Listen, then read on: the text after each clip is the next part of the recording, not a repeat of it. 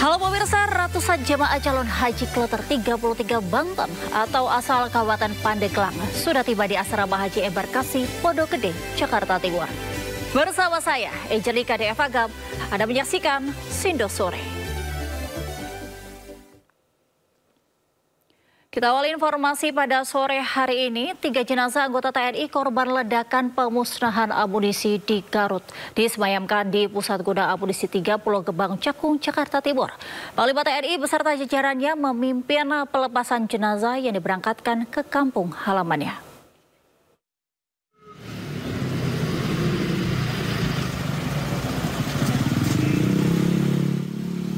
Tiga anggota TNI korban ledakan amunisi di Garut disemayamkan di Gudang Pusat Amunisi 3 Pulau Gebang, Cakung, Jakarta Timur. Upacara pelepasan dan persemaian dipimpin Panglima TNI Jenderal TNI Agus Subianto. Adapun ketiga jenazah anggota TNI ini yakni Mayor CPL Anda Rohanda, Kopda RI Dwi Priambodo, dan Pratu Aprio Setiawan. 2 dari 3 jenazah anggota TNI ini telah berangkat dari Gupusmu menuju ke rumah duka masing-masing, diantaranya Mayor CPL Anda Rohanda ke Cilenyi, Bandung, dan Kopda RI Dwi Priambodo ke Temanggung, Jawa Tengah.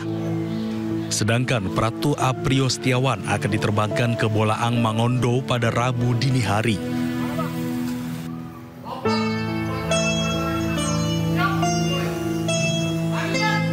Sementara jenazah salah satu korban ledakan amunisi, Kolonel CPL Antonius Hermawan, diberangkatkan ke Yogyakarta dari rumah duka di Bekasi, Jawa Barat. Usai menjalani misa di rumah duka Bekasi, dilakukan upacara militer yang dipimpin personel TNI di rumah duka korban. Jenazah Kolonel CPL Antonius Hermawan diberangkatkan ke Yogyakarta melalui Bandara Halim Perdana Kusuma dan akan dimakamkan di TPU Harjo Binangun, Sleman.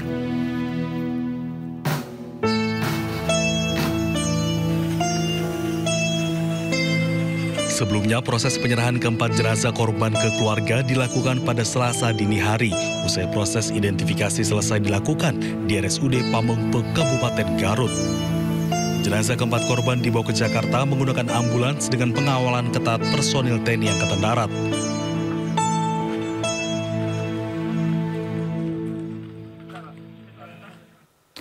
Pemakaman perwira TNI Mayor CPL Anda Rohanda berlangsung hikmat dan diiringi dengan derai air mata keluarga dan para pelayat. Bentangan bendera merah putih menjadi pemandangan terakhir bagi keluarga serta sahabat almarhum Mayor CPL Anda Rohanda. Meski sempat diguyur hujan, proses pemakaman yang digelar secara militer berlangsung haru dan hikmat. Atas permintaan keluarga, Mayor Anda Rohanda dimakamkan di dekat makam kedua orang tuanya di Kampung Sukasantri, Desa Cinunuk, Kecamatan Cilenyi, Kabupaten Bandung, Jawa Barat.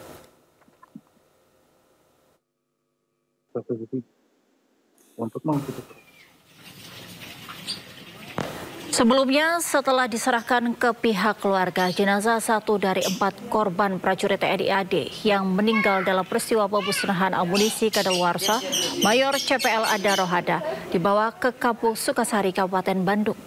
Seluruh sanak saudara serta rekan kerja almarhum berdatangan memenuhi rumah duka. Dari informasi pihak keluarga, Mayor Anda Rohanda ditugaskan oleh Satwa Dia sejak 2 minggu untuk menjalankan pemusnahan amunisi tak layak di kawasan Pamengpeuk, Garut, Jawa Barat. Almarhum Mayor CPL Anda Rohanda meninggalkan 3 orang anak dan 1 istri. Sosok almarhum Mayor Anda Rohanda dikenal sebagai pribadi yang berperilaku baik kepada keluarga dan warga sekitar.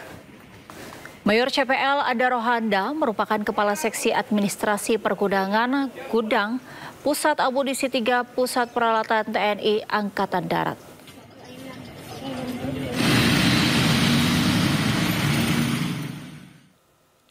Gubernur Jawa Barat Deddy Mulyadi dan Pangdam Siliwangi cek korban ledakan amunisi di RSUD Pamengpeuk siang tadi. Deddy Mulyadi menyampaikan bela sungkawa atas musibah ledakan amunisi yang menyebabkan 13 orang meninggal dunia. Dalam kunjungannya, Deddy berdialog dengan keluarga korban. Ia juga berjanji akan menanggung biaya sekolah hingga kuliah anak-anak korban ledakan amunisi kadaluarsa yang terjadi di Garut. Gubernur Jawa Barat juga akan memberikan santunan untuk para keluarga korban sebesar 50 juta rupiah. Tinggal aja nih.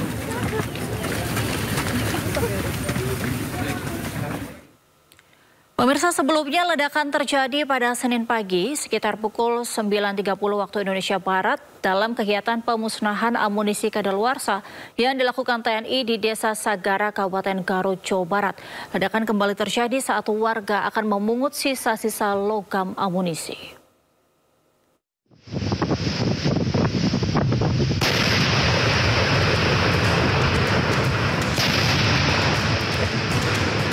Ledakan dahsyat terjadi di Desa Sagara, Kabupaten Garut, Jawa Barat saat kegiatan pemusnahan amunisi tidak layak pakai oleh aparat militer.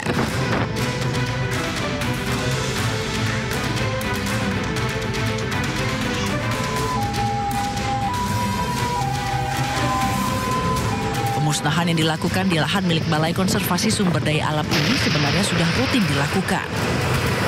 Namun kali ini terjadi ledakan susulan dan menewaskan sejumlah orang yang berada di sekitar lokasi.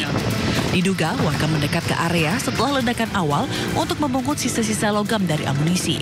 Tanpa disadari masih ada bahan peledak yang masih aktif yang kemudian meledak kembali.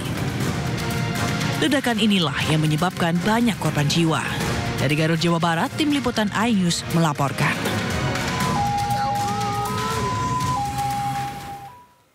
Pemirsa, 13 orang tewas akibat insiden ledakan saat pemusnahan amunisi tak layak pakai di Kabupaten Garut, Jawa Barat.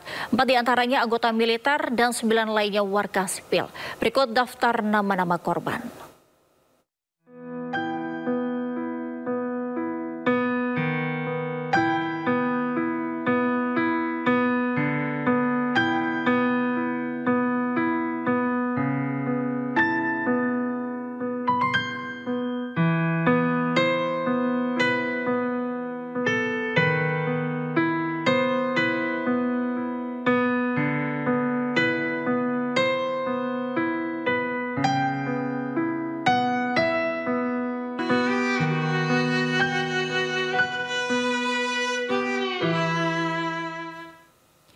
Pasca terjadinya ledakan pemusnahan amunisi kadaluarsa di Garut, Jawa Barat, petugas melakukan sterilisasi lokasi.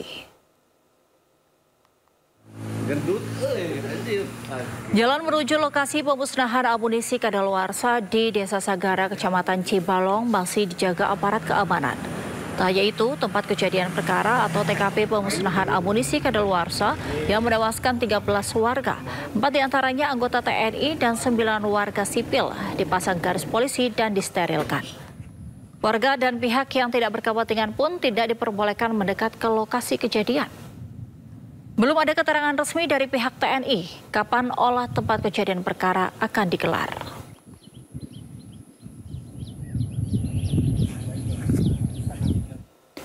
Sempat dihentikan karena kondisi cuaca, penyelidikan kasus ledakan amunisi kadaluarsa di Garut, Jawa Barat kembali berlanjut hari ini. Selain itu, TNI AD mengaku bertanggung jawab penuh atas kasus ledakan amunisi yang membuat 4 anggota TNI dan 9 warga sipil meninggal dunia. Kegiatan penyisiran dan investigasi di lapangan menjelang gelap dihentikan oleh tim investigasi. Ya, karena cuaca sudah gelap menjelang malam dan rencana pagi ini kegiatan penyisiran, dan pada kesempatan ini saya menyampaikan bahwa TNI Angkatan Darat bertanggung jawab secara penuh untuk membantu semua proses penanganan dan pemakaman para korban, baik yang berasal dari jajaran TNI Angkatan Darat maupun yang berasal dari masyarakat sekitar, di mana untuk warga masyarakat sekitar yang menjadi korban, jajaran Kodam 3 Siliwangi, Korem 062 Tarumanegara, dan juga Kodim Garut akan membantu semua proses pemakaman sampai dengan selesai. Kapuspen TNI Majen TNI Christo Besianturi menjelaskan pihaknya akan menginvestigasi penyebab ledakan serta mengevaluasi prosedur pemusnahan amunisi. Berikut cuplikan dialognya bersama rekan kami Yudi Handoyo. Tim investigasi akan bekerja untuk menyelidiki apa penyebab dari musibah ini. Ya. Apakah protap atau protap atau SOP (Standard Operating Procedure) sudah dikerjakan sesuai dengan tahapan-tahapan dalam rangka pengusahaan amunisi ini atau belum? Atau jika sudah dikerjakan, kenapa masih terjadi musibah? Mungkin ada temuan-temuan baru yang perlu kita updating untuk memperbaiki, untuk melengkapi SOP yang sudah ada. Sehingga di kemudian hari nanti tidak lagi terjadi kejadian-kejadian atau korban-korban seperti ini lagi. Nah, itu kira-kira yang bisa kita sampaikan ada perkembangan pada malam hari ini, gitu Mas.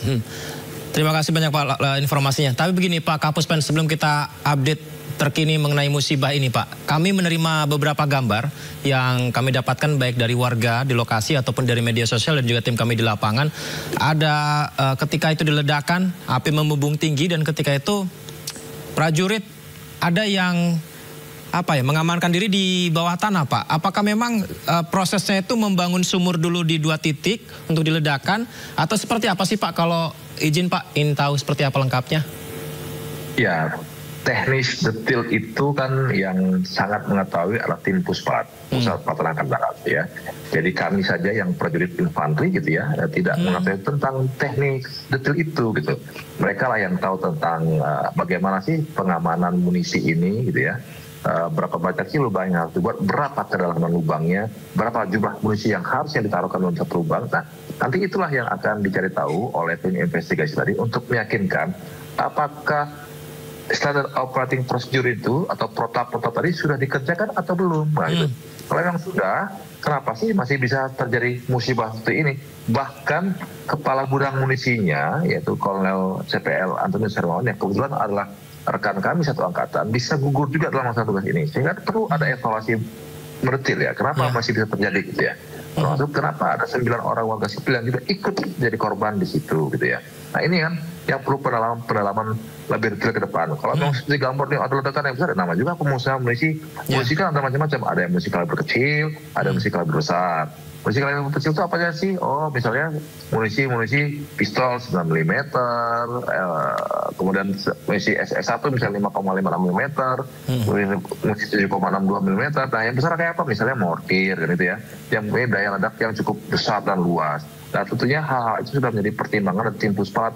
Oh tempat ledakannya harus jauh dari masyarakat umum, karena kan harus ada jarak keamanan, nah gitu ya. Dengan jumlah munisi sekian banyak itu yang digabungkan untuk dimusnahkan kan pasti akan menemukan daya ledak yang cukup besar. Nah tentunya itu yang nanti akan diselidiki secara teknis oleh tim investigasi tadi dalam rangka kita updating SOP-nya, protapnya, ya apabila memang sudah dikerjakan atau memang ada prosedur yang memang tidak dikerjakan sehingga terjadilah musibah ini. Nah itu nanti akan didalami Mas.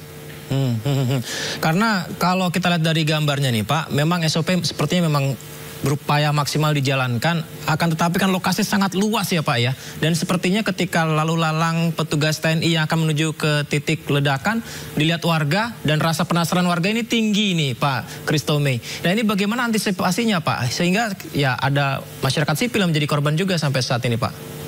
Ya tentunya nanti kita akan sosialisasikan juga dan himbauan kepada masyarakat apabila memang terjadi kegiatan-kegiatan tersebut yang terutama tidak hanya kegiatan latihan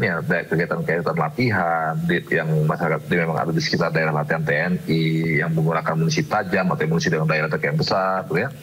Kemudian seperti tempat ini dalam rangka pemusnahan itu tadi kan belum tentu semuanya munisi yang ditembakkan atau bisa meledak. Nah gitu ya.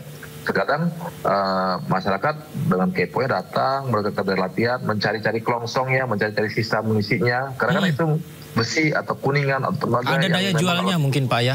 Ada daya jualnya gitu ya.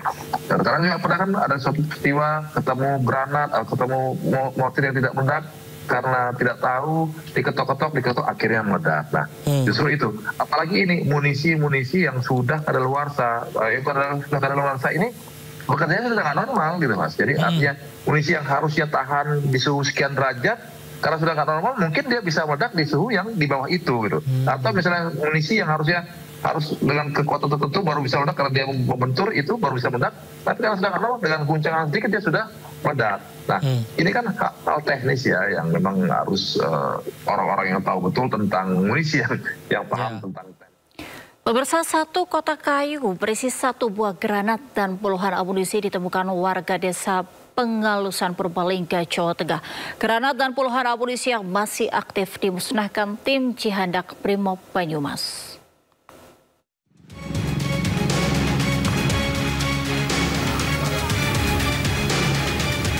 Granat dan puluhan amunisi aktif ditemukan di gudang rumah warga di Desa Pengalusan, Kecamatan Brebet, Purbalingga, Jawa Tengah. Penemuan granat dan puluhan amunisi menggegerkan warga. Bahan peledak yang masih aktif ditemukan pasangan suami istri Joni Triwahono dan Menik Priastuti saat keduanya membersihkan gudang milik orang tuanya yang sudah tidak digunakan. Penemuan granat dan puluhan amunisi dilaporkan ke Koramil dan Polsek Brebet. Polisi dan TNI datang mengamankan lokasi dengan memasang garis polisi. Granat dan peluru ditemukan tersimpan dalam sebuah kotak kayu. Kotak kayu berisi 1 buah granat aktif, 1 butir peluru AK-45, 17 butir amunisi FN 9,99 mm, serta 79 butir peluru. Pertama aku bersih rumah. Tahu-tahu aku menemukan barang militer lah yang granat, amunisi 97 butir. Lalu saya ngantisipasi ambil risiko, langsung lapor ke Koramil. Granat dan puluhan amunisi yang ditemukan diduga milik orang tua Joni yang merupakan purnawirawan TNI Angkatan Darat tahun 1982.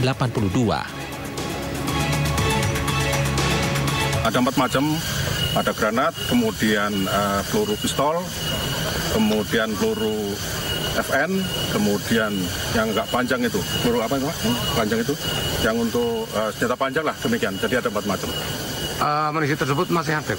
Masih aktif. Maka yang bisa disposal atau mungkin diledakkan biar aman, kita ledakan di sini. Yang lain bisa diamankan nanti di Satbrimob Polri. Proses pemusnahan bahan peledak melibatkan tim Cihandak Brimob Kompi Banyumas. Granat dan puluhan amunisi diledakkan di tempat yang jauh dari rumah warga. Dari Purbalingga, Jawa Tengah, Catur Edis Purwanto, iNews melaporkan.